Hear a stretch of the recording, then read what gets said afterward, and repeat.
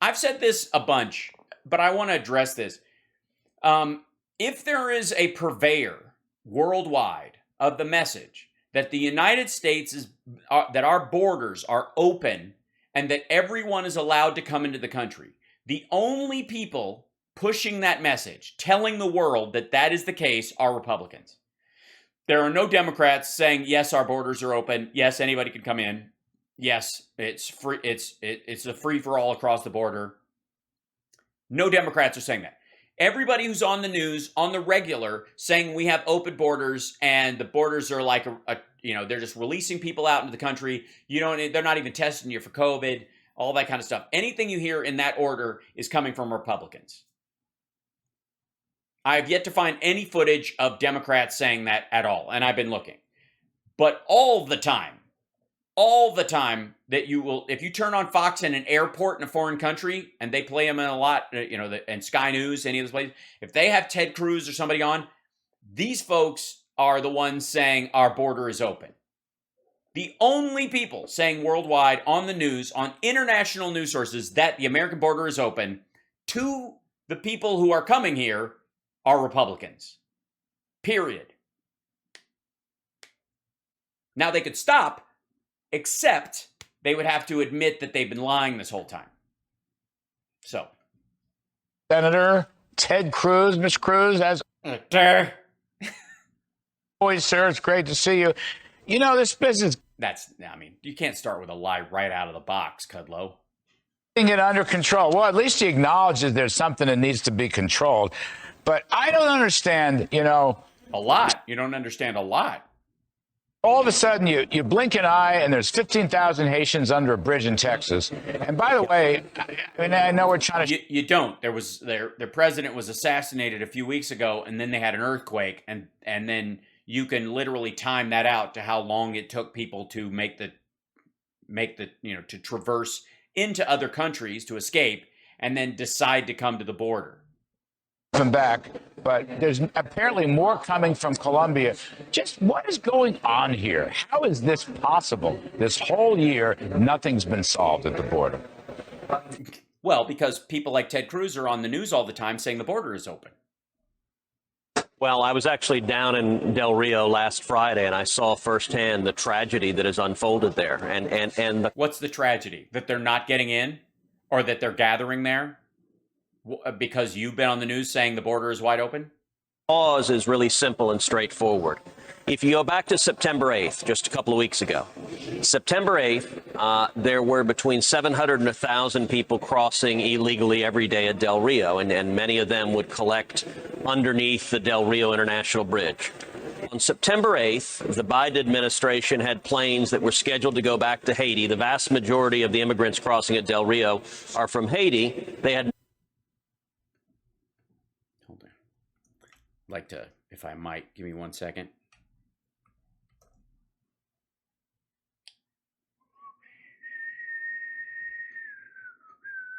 Say that again. When was that? Del Rio International Bridge. On September 8th, the Biden administration. Okay, on September 8th. Let's see. This is let's see, your situation report, September 20th, August 2021. Okay. Well, this is the most recent one. There are still earthquakes happening in Haiti, just so you know. It's still occurring. They're aftershocks after the earthquake. This is why they halted flights, because they'd had their president assassinated, and then there were earthquakes, and they'd been hit by a storm, and they were concerned that they would drop people off and they would just die or be killed. And so they were trying to figure out how to handle those folks. And then they worked out a deal with the Haitian government, and then they started sending them home. Planes that were scheduled to go back to Haiti. The vast majority of the immigrants crossing at Del Rio are from Haiti. They had 900 people that were scheduled to be deported and sent back to Haiti. And on September 8th, the Biden administration canceled those flights and told everyone they could stay here instead. And what happened is those 900 Haitians, they pulled out their phones and they called their friends, they called their family, they texted their friends and family. And between September 8th and September 16th, when I was there, the numbers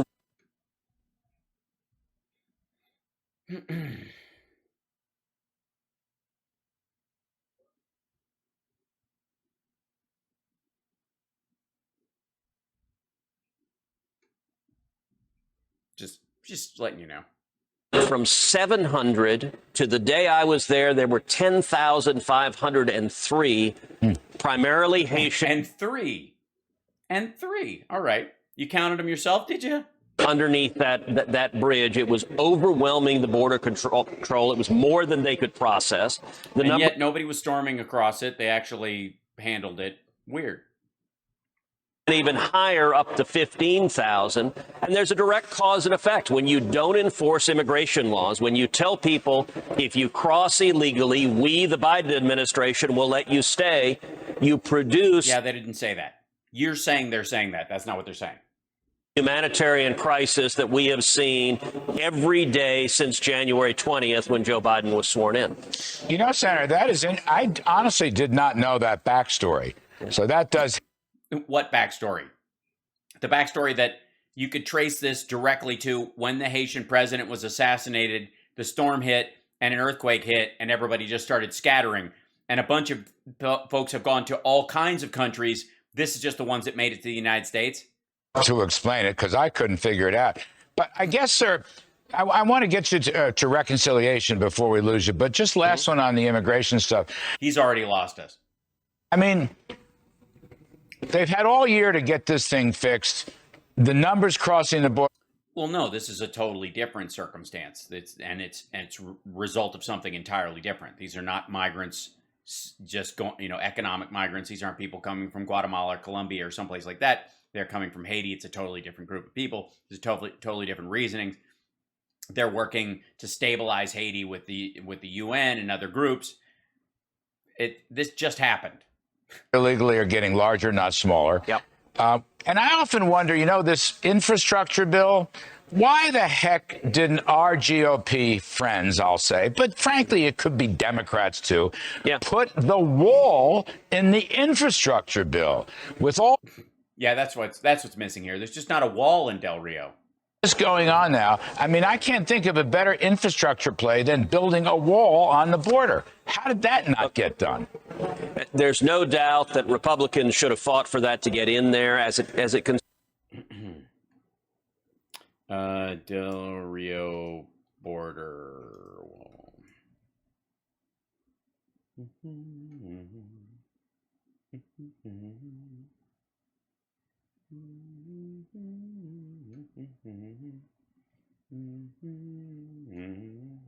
Oops, hold on. Stretch out, will you? There you go.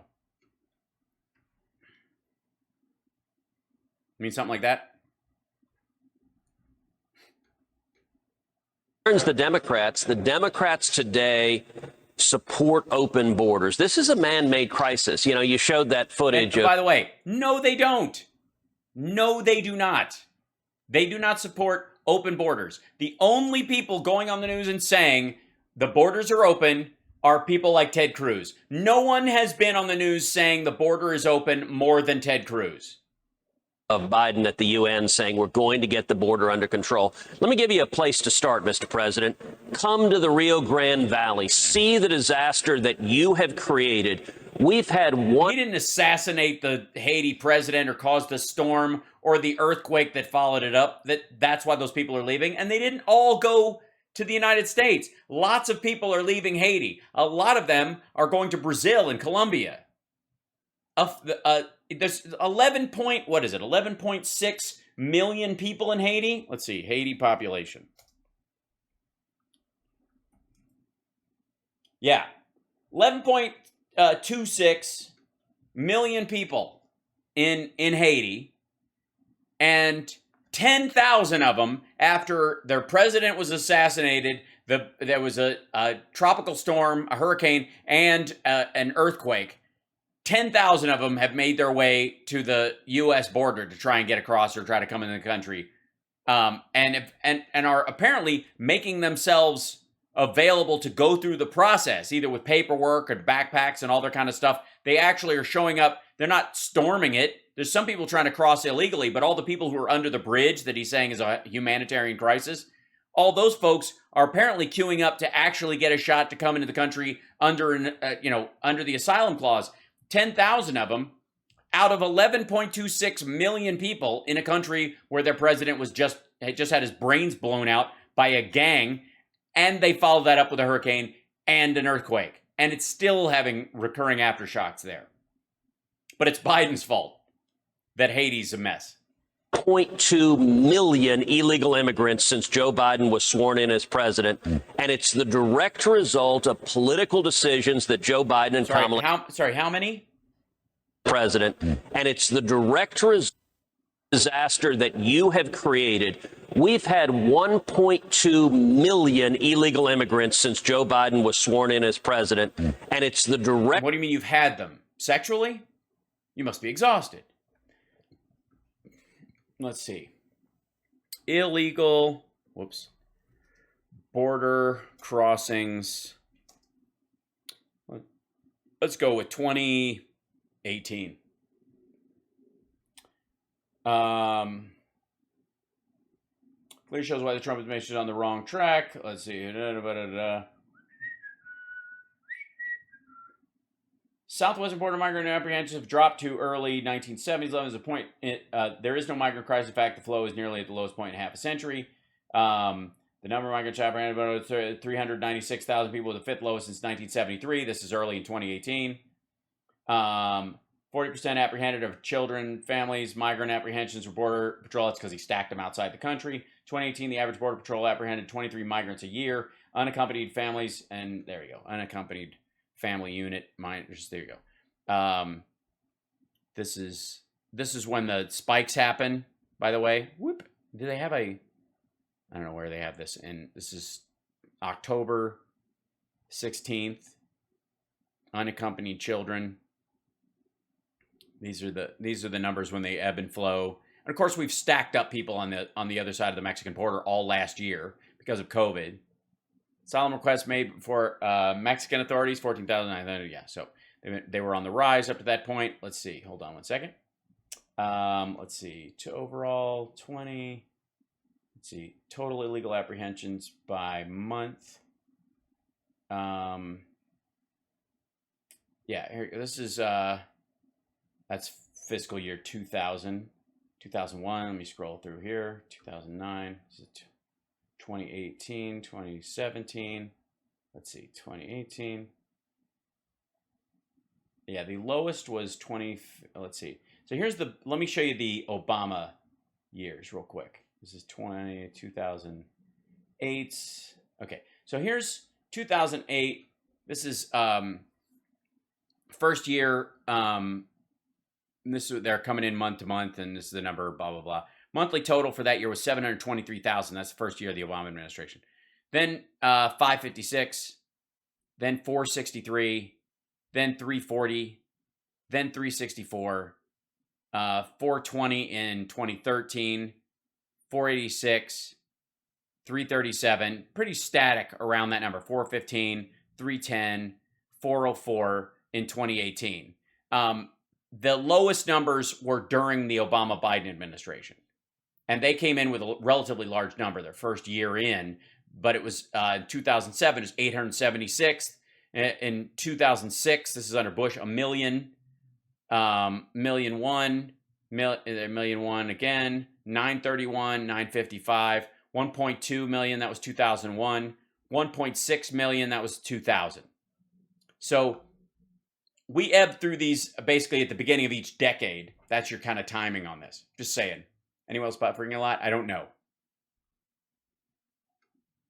But we'll talk to me next year, Ted Cruz, when we get to this exact point and we have comprehensive immigration reform passed, or we've got some sort of system in place for a lot of this stuff, or we don't have an assassination that leads to this 10,000 number, which was totally predictable.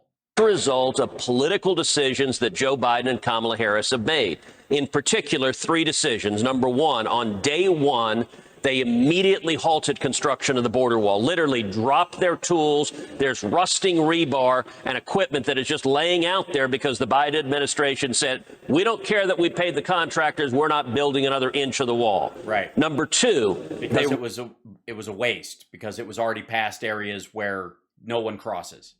Reinstated the failed It was cosmetic policy of catch and release. It doesn't work, and it was a disaster. But number three, Well, most they didn't have catch and release. They do process and release. If you're processed and you're released, then after the processing, most people are expelled directly.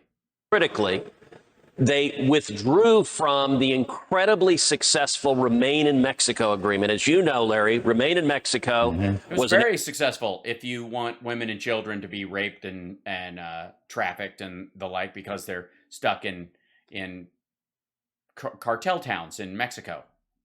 national agreement They've that got legitimate asylum claims. Trump negotiated with the government of Mexico that provided that anyone who crosses illegally into Mexico, typically from Central or South America, will remain in Mexico while their U.S. asylum case is proceeding. And that agreement was unbelievably successful. Last year, You mean during COVID when no one was getting in? we had the lowest rate of illegal immigration in Yeah, we had the lowest rate of everything, Ted. We had COVID. 45 years. It was an We historic had more COVID than Mexico. success. On day one, Biden ripped up that agreement, and today we have the highest rate of illegal immigration. That's because those people were still there and the normal influx of people coming up. And then, of course, you've got this Haitian surge because of their problems in that country. You're just doubling the same people. And a lot of these people are just going to the back of the line and trying again. In 21 years. And you know what Joe Biden doesn't want to see? He doesn't want to see the Biden cages in the Rio Grande Valley. Thousands upon thousands of children, little boys and little girls packed into cages. I've been there. I've seen them. But Biden won't go and Kamala Harris won't go. When I was last down in the Rio Grande Valley a couple of weeks. Just kids in cages. We just keep them in there. We don't separate them from their parents. So you're talking about the kids that arrive on their own that are kept in cages for how long? How long are they kept there, Ted? Weeks and weeks like they did in the Trump organization? Did they disappear? Are they untracked? What about the ones that were separated from their parents when they came up, made into unaccompanied minors, and then disappeared? One thing we do know about the kids, quote unquote, in cages that he's talking about is we know where they are.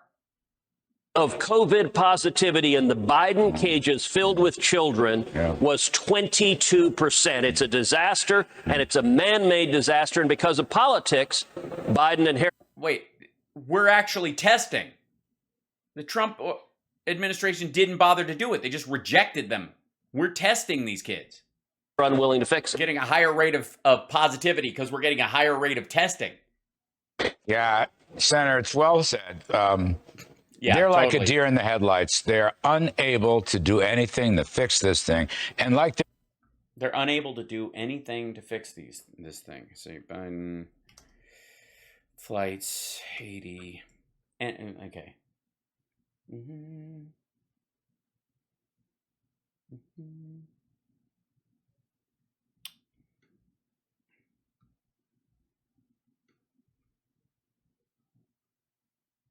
U.S. and Mexico fly Haitian migrants away from border as pressure builds on Biden. Oh, really? Mexico is helping with that? Ciudad Acuna, Mexico. Mexico and the United States were on Wednesday preparing to fly more Haitian migrants away from chaotic U.S.-Mexico border camps as pressure mounted on U.S. President Joe Biden to stop expulsions of Haitians to their poor, disaster-hit homeland. And again, well, where's the rest? Is that it? Okay, I guess this is here. Migrants are separated from others as they're prepared to transport as others await to be processed in a makeshift camp under the bridge in Del Rio. This is the Mexico side. This is where we are. There you go. But this is what Remain in Mexico has given you. This is what Ted Cruz is proud of. This right here. Many of these people might have legit asylum claims. Many of them might be rejected outright. Trump didn't want to process any of them. Just the hell with it. Migrants seeking refuge in the United States across the Rio Grande River back across the border into Ciudad Acuna, Mexico from their camp in Del Rio, Texas on September 22nd. Migrants seeking asylum in the U.S. take shelter in a makeshift migrant camp near the international bridge between Mexico and the U.S. as they await to be processed. Military and law enforcement vehicles on the border. There's these folks, and then that's the line, and we saw the same stuff again. There you go. So there's, and by the way, I know what you're thinking, But Hal, there's supposed to be hundreds of thousands or tens of thousands of these people crossing through here. It's got to be an overwhelming number. But apparently, look at this. All these trucks, and these are the people. There you go. So, but again, the only person saying we have an open border, Ted Cruz. The only people in the country that don't seem to understand there's a crisis down there which needs fixed. I mean, really, that little West Wing area there, it's the only part of the country that doesn't understand this. Sir, let me just get you quick on the last couple. At least the Senate parliamentarian ruled illegal immigration amnesty out of order. So that's a small plus. But besides the inflationist spending and the jobs-killing tax hikes, I want to ask you, Democrats now want Republicans in the Senate to join with them in raising the debt ceiling. Now, I've seen this movie before, sir, and you have. Yeah, the Republicans raised it every time under Trump. Too. In fact, we watched it together a few times. Yep. What's going to happen here? Why should you all join them in raising the debt ceiling, which has been blown out because of the spending? Why? Well, I don't So the U.S. doesn't default? believe it's going to happen. I hope and believe that Republicans will stand firm. And the important thing to understand is the Democrats are playing a political game here. So they have 100% power to raise the debt ceiling on their own. They can do it on reconciliation. Reconciliation. Right. They want, by the way, I mentioned this earlier. This is what the Republicans want. The Democrats only have one more reconciliation they can use this year. And they want them to use it on this and not on the $3.5 trillion plan. That's what's going on. If they use it on this, they don't have it till the next budgetary cycle to use. So they're hoping to run, head off the $3.5 trillion thing, which they want to do in reconciliation, which is now 3.2 because they took out the immigration aspects of it. And there's a bunch of other things that are in there that are going to get taken out too, that don't qualify for reconciliation. That said, what they want is Democrats to have to use up their reconciliation vote on this. Now, I personally think that the Democrats could, if they want to, just insist on another reconciliation vote, call it because of the nature of this, and just go ahead with it, or incorporate the two together. And this might be the leverage they need against Manchin and Sinema, where they incorporate the raising of the debt ceiling and this thing as a vote together. But that's a strategy thing. We'll see. I don't even know if that's technically possible in the rules. Only takes 50 votes in the Senate. The Democrats have 50 votes in the Senate. It only takes a majority in the House. Unless they filibuster it. Unless they filibuster, in which case it needs 60 to overcome the filibuster. That's the things that. But it's also budgetary, so they can do it with reconciliation. We'll see. Democrats have a majority in the House. But what you're seeing Chuck Schumer do is he doesn't want to raise the debt ceiling using Democrats because he wants to rack up trillions in new spending, trillions in new taxes, and he wants to shift political blame. So he's trying to advance the debt ceiling using a procedural vehicle that requires 60 votes. He wants to get... Because he still wants the reconciliation vote for the $3.5 trillion package. Because if they don't use it for that, then they're afraid the progressives in the House won't vote for the $1.7 trillion infrastructure bill because they lost that to raise the debt ceiling. That's the head off right now. And this is the leverage Republicans are using. And Republicans to vote for the Democrats. There he just hiccuped. He just burped, I think. Massively irresponsible spending. I don't think it's going to work. I helped lead 46 Republicans in signing a letter, and 46 of us signed. You led them in signing a letter? Oh, God. Follow me, men. Get your pens ready. Fasten your bayonets on your pens. Led them in signing a letter. The leadership. It's amazing. Letter saying, we don't want any part of the trillions in debt that you are bankrupting our kids and grandkids with. And so clearly not. What I think is going to happen is you're going to see Schumer and Pelosi play chicken. They're going to threaten a default. They're going to threaten a shutdown. And at the end of the day, Chuck Schumer and Nancy Pelosi and Joe Biden can raise the debt ceiling anytime they want. They don't need a Republican vote, and they're just playing political games otherwise. Well, if you filibuster it, they do need Republican votes. That's the problem. They don't want to own it. They will not own Nope. it. That's really what it boils down to. Well, they owned it when Trump did it, even though, let's see. Dems raise debt ceiling under Trump.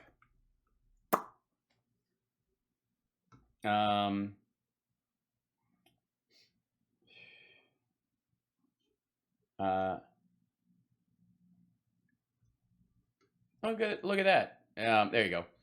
Democrats to pair spending bill with raising debt ceiling, pressuring GOP. The approach essentially dares Republicans to follow through on their threats to oppose increasing the debt limit by coupling it with urgently needed federal spending.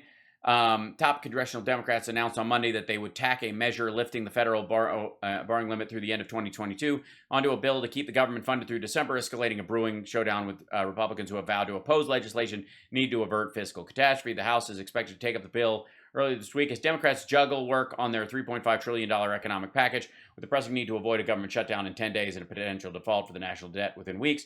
But Republicans have warned repeatedly they are unwilling to support raising the debt ceiling, leaving the fate of both measures in doubt. In pairing the two, Democratic leaders hope to pressure Republicans into dropping their opposition and allowing passage of legislation that is expected to contain urgently needed spending, including disaster relief to help their states. Democrats, let's see, $1 trillion package passed. The Senate passed a sweeping bipartisan infrastructure package on August 10th, capping weeks of intensive with the final vote. Final tally was 69 in favor, 30 against.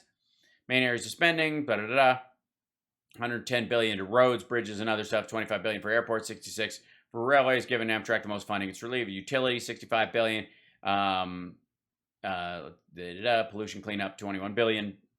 This is bipartisan responsibility, just as it was under my predecessor. Blocking it would be inexcusable. True.